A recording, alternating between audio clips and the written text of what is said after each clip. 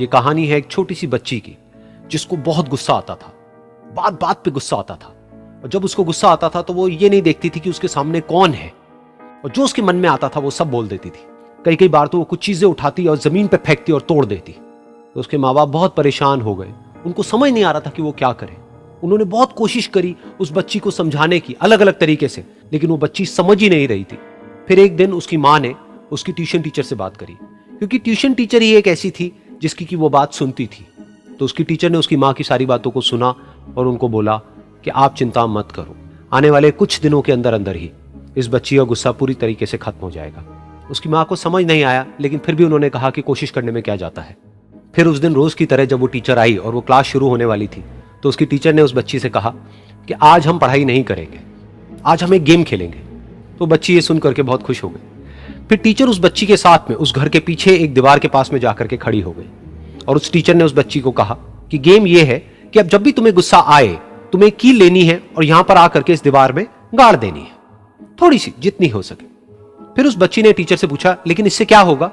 तो टीचर ने कहा कि जब ये गेम खत्म हो जाएगी तो तुम्हें एंड में एक प्राइज मिलेगा। फिर उस बच्ची ने बिल्कुल वैसा ही किया जैसे कि उस टीचर ने कहा था, यानी कि अब उसको जब भी गुस्सा आता तो वो जाती और जा करके एक कील उस दीवार में गाड़ देती। तो जैसा कि उस लड़की को बहुत गुस्सा आता था, तो पहले ही दिन वहां पर 10 से ज्यादा कीलें गड़ गई।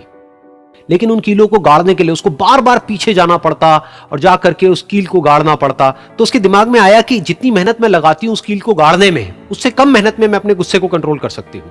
अगले दिन 8 कीलें गड़ी, उसके अगले दिन 6, फिर 4, फिर 3, फिर 2, फिर 1। फिर एक ऐसा भी दिन आया जब एक भी बार उसको गुस्सा नहीं आया और एक भी कील उस दीवार में नहीं गड़ी, और वो बच्ची बहुत खुश हो गई।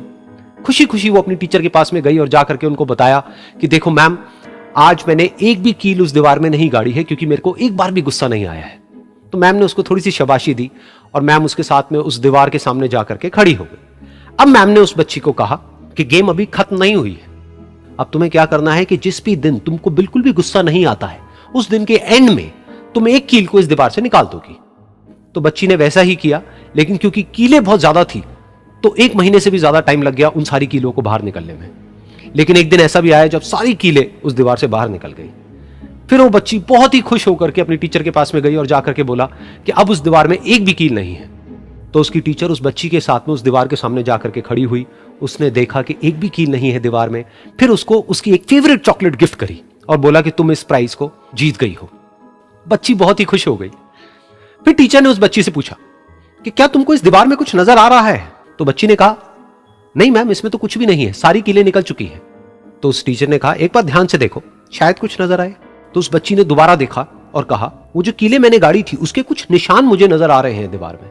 जब बच्ची ने ये देख लिया, फिर उसकी मैम ने उस बच्ची को कहा, जैसे तुमने इस दीवार में कील गाड़ी और अब तुम उस कील को तो निकाल सकती हो लेकिन उसके निशान को नहीं मिटा सकती, ठीक इसी तरह से होता है जब तुम गुस्सा करती हो।